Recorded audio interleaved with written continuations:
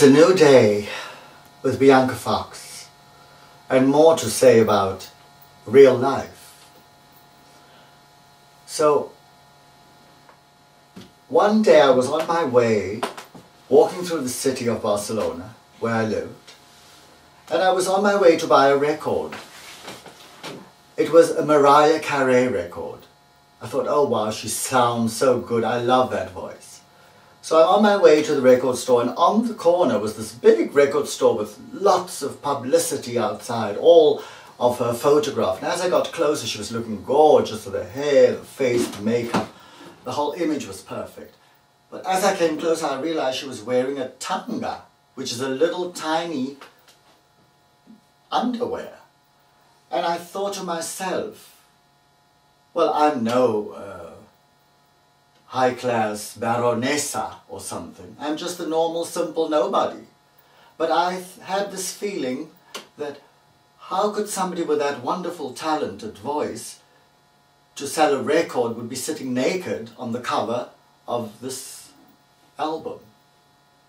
Well, something went through me. It was an awakening. It was, the world does not really appreciate talent.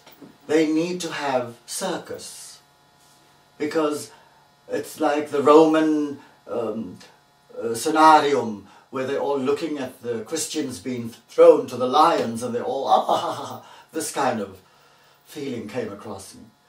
I then did not buy the record, and later I stopped liking her voice. It suddenly started irritating me. I loved Barbra Streisand all my life. She's so talented, my God, everybody knows. But with the years, she began to irritate me too, because the songs were so slow and draggy out and oh my Lord, what is that trying to pull? I think the ego gets so big of these people that they forget the little things of being natural. And a lot of artists I have seen do that. I have seen them come and go, because, you know, I have been here for quite a while. Don't be fooled by my youthful appearance. This is a gift that I have received, because, you know, the universe knew that people will be looking at me all my life and said, we better make her look at least presentable, so when people look, they have something good to say. Because, you know, people are very quick to criticize, like even I am very quick to criticize. And maybe it's a good thing that we all criticize each other to know who's the real one here behind the wolf's clothing. So, I've often wondered, a lot of the artists that the people adore, like they were idols, like false gods, like Michael Jackson, for example. People, you know, all over the world say he's the greatest artist that ever lived. Now, I don't mean to be cruel, and I don't want to be evil to this Michael Jackson, which I like too. But I have to say something. Everybody knew that Michael Jackson was gay. Hello? He wanted to be like Diana Ross, let's face it. I think that's why they had a fight. And of course, everybody wants to be like Diana Ross. Which gay boy doesn't want to be Diana Ross? You know what I mean? It's natural for them. So, Michael wanted to have this cute little nose of Diana, this little voice of Diana, and try to make himself like that. And she was saying, no, be yourself, be yourself. I mean, I wasn't there, I didn't see it, but you don't have to be there to know sometimes. Because when you have knowledge and experience of life, you can just sum it up with one glance. And that's what I've done with him. I have seen that this is somebody who was not themselves, living a lie, and trying to be bad. I mean, Michael Jackson, bad? You're a little cute little Mariquita with makeup. You know, don't try and be a tough boy now, because it's not working, Michael Jackson.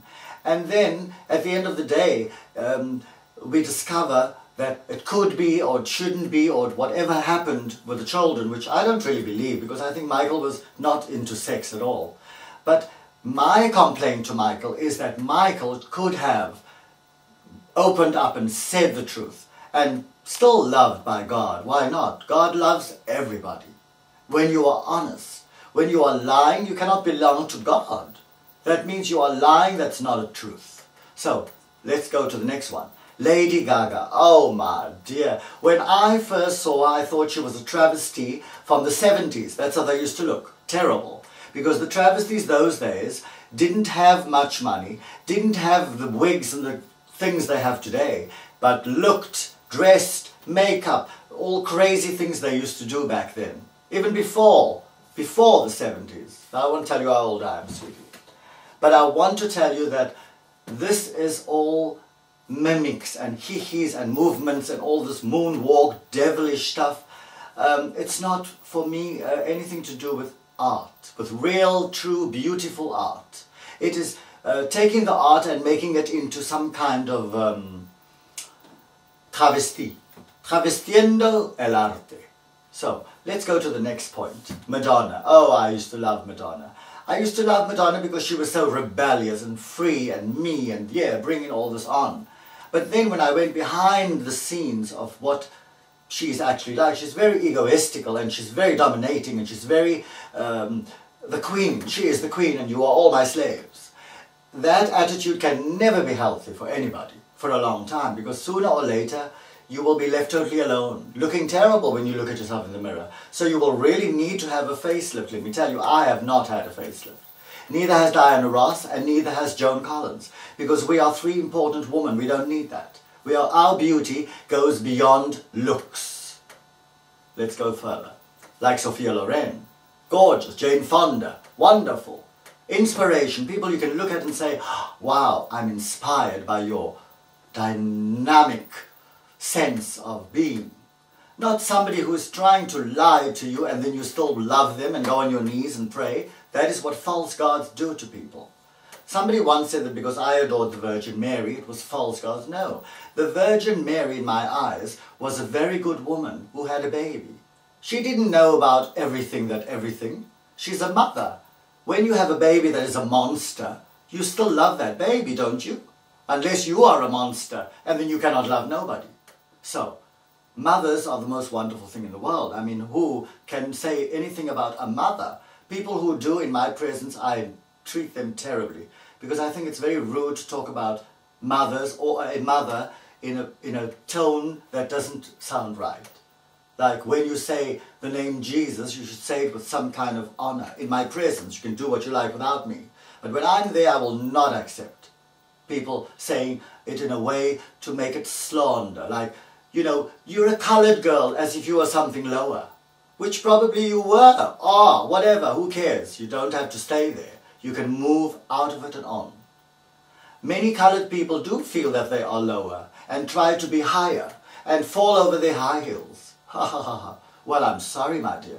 This is the way the world is, and that's the way it's going to be. You cannot change the world, but you can change yourself. And it does not depend on your color, because sometimes people love colored girls because they think they're so, oh yeah, but actually they are loving a false god again. They're not really getting to know the real person, because maybe behind that lovely dark skin is an evil monster waiting to break out. So you cannot judge people because of the color, and you cannot judge people because of what country they come from. Although I have to say that I am very grateful that I could leave South Africa. Although I had wonderful friends, it's a beautiful country with wonderful sea and wonderful barbecues and life, and oh, it's quite fantastic, because it's like nobody else exists. You have only South Africa. You don't need the world. You have fruit, you have gold, you have people, you have money, you have everything. Of course, a lot of people who are not having that, who were born in South Africa. But I was so glad to leave South Africa to discover paradise on earth for me at the time, which was Spain. Spain brought to me a mixture of not only beautiful people to look at, but wonderful people to laugh with, wonderful food, wonderful everything, one could say, for me. It gave me an education, it gave me a lifestyle, it gave me a yearning for the food and the people and the smells and the everything. I just loved Spain. I just got wrapped up that I even forgot I was born in South Africa. I really now became Spanish. And even for the Spanish people, I became like very Spanish. Things that, you know, are really like, you know, the Spanish people have a lot of mystery. You don't really know them so well because they don't let you in so easily. But I was let in right into the innermost. Although I've never been to a gypsy wedding, you cannot go. But I was close, because it is a very tight-knit group who don't want everybody to know their secrets, which is why not? Let everybody be free. But I have learned so much from Spain. I've learned a kind of class. That class did not mean to be dressed up and holding a pose. Class meant that you could scrub the floors and make food and be happy and sing a song. That is to have class. People are totally confused. And most Spanish women have this naturalness of they love their house clean. They love to talk. They love to sing. They love to... This is all wonderful for me. So I'm thankful for Spain. Then I came to live in Germany. And at first the weather and the coldness of the people was very shattering to me. And even falling in love with somebody who wasn't loving. I didn't know that before. But it was good for me that to learn all these things, because now I've become another person, a more polished, more controlled maybe person. And having said that, it doesn't really matter where you live, because you're not really in the country or in the city. You are in the universe. When you understand that, it doesn't matter where you are, because you are actually part of a greater thing than being in one city. You know, you can create your own world in your head, and that world will come true for you if you believe it and you know it. If you don't know it, you'll be ignorant, and then you'll be wondering why life is not working the way you want it. Because maybe it's to do with karma. Maybe you are meant to have a hard time now. You don't know what other times you've had. You could have been a queen and treated the people so badly, you don't remember, but now you are here and you don't get this, and when you get that you lose the other thing, and then you find another thing, and then you think Buddhismo is the right thing, and then you go to Buddhismo and it's Nam Myoho Renge Kyo, everybody's sitting in one room going Nam Myoho Renge Kyo for about half an hour.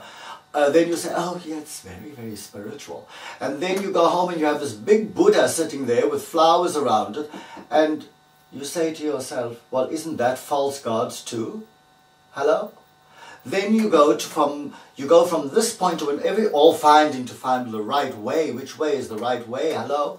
Am I doing the right thing? Well, then you get lost. And then you get lost, and then you find people coming into your life telling you a truth that hurts you, because they say to you, whatever they might say, but it could hurt you, but it could wake you up too. So one can never be angry with people that made you upset, because without that getting upset, you would not have painted that painting. Because when you were in that bad mood and you were so irritated, you took out your painting and you started painting a fabulous painting. Without being angry, you would never have made that painting, because you were so happy and life was so good. And that is why sometimes it's not bad to suffer, but it's not good to make people suffer. People should suffer their own battles alone, come out of it and be strong, and help them to get out of their own battles, not help them to have battles. Now, a lot of people on television are wonderful looking and they have a great job, and they're probably sons of the Vanderbilts, because that's why they're there. Because nobody's going to give me a chance, because maybe I'm just not good enough for the society. And that is what happens to a lot of people. They feel they're not good enough for society. They're not good enough for nobody. So what do? They write a book, make millions, and then they are becoming the same like the people who they talked about. Hello? Then you find these great stars who adopt children just to show off. They don't love the children. They don't love anybody but themselves. Hello? And then we believe, oh, they're so good people. Let me build some houses for the poor people that have the tsunami. And then they build the houses so expensive that nobody can afford it. And then they laugh, haha, with the Vanderbilts having another tea, with the this ones and the that ones, and I don't want to say names. Oh, I already said names. Who cares? I'll say what I want, because you know what? Being alive on earth and not being able to say what you want, it's better to be dead. And anyway, when you are dead, you're going to go to heaven because you've been a good person. So, who gives a damn? Why be afraid? You know what I mean? You are here, be the real you, whether you live or die. When somebody comes to somebody and says, to me for example, do you love Jesus? And I say, I do, I really love Jesus. And I do love Jesus. And I wish that Jesus would forgive me for all my sins, because I'm sure I have a lot. But I know that Jesus is good and forgiving. But I'm not here to talk about trying to convince people to love Jesus or find Jesus. No. He doesn't also want that. He loves people that are rebellious, that says, no, I don't believe and I don't want. He loves that too. Because it's like, you know, you want honesty in life. You don't want people to love you because you're going to be good for them, or love you because you have to love them. No, you have to love them because you feel in your heart that you're beginning to love somebody. And you don't know why you miss them. You don't know why you think of them. You don't know why you say, oh, that person is so cute, so funny, so silly. But I love them. Now, who can explain love? Nobody can explain love. Now, where did I go? Because I'm now going through so many things that I just don't know because I'm getting so excited. And I'm so honored to have this chance to be able to share with you some of my thoughts. So to end this part of having criticized so many big stars, it doesn't really matter because, you know, when you are a public person, you have to know that people can say what they want about you. It's if I went on stage and I sang a song and people threw a tomato at me, this is part of the deal. You cannot expect everybody to like what you do and love what you do. And you have to also, an artist is a very difficult thing to be because you are creating all the time. And without almost dying, you cannot create. So you live, you create, you die, and you come back. And, you know, artists always come back with new ideas and new refreshment. But a lot of the times along the way, they get carried into the dark side because the dark side wants to dominate and have all these people, these talented people with them. Do you know that there was a boy that I heard about? Well, you can find out about it. It was a black boy who sings and got this record deal that he would get $30 million, whatever, well, big sum of money, to make, I think it was 2 or 3 albums. But he could not speak about Jesus. I didn't understand how could anybody say that? I mean, so stupid. Yeah, he couldn't, but he could talk about Satan, and he could talk about the evil. And the boy said, well, it's a lot of money, but I'm not going to do it. And I say bravo to that boy. Because, you know, the more people, because it's like a war between Satan and God. The one who created you and created Satan, who turned away, you know, many times you have helped a friend, and they've turned away against you, wanted to kill you. You know that. Even married to people. You marry them, you love them, you understand them, and one day they want to kill you. And when you leave them, they want to kill you again. And they want to, you know, it's just terrible sometimes how you could love them and now they hate you. So, it has happened throughout history. The one thing that is sure, you cannot take away what is yours. If you are meant to be what you are meant to be, who you are, that is who you are. Nobody can take that away from you. But if your mind is following the wrong path, you might get lost, confused, and have very little of the real you, because the real you is here, and the you are portraying is doing everything. But the real you is dying to get back to you. So that is where you've got to try and find the connection.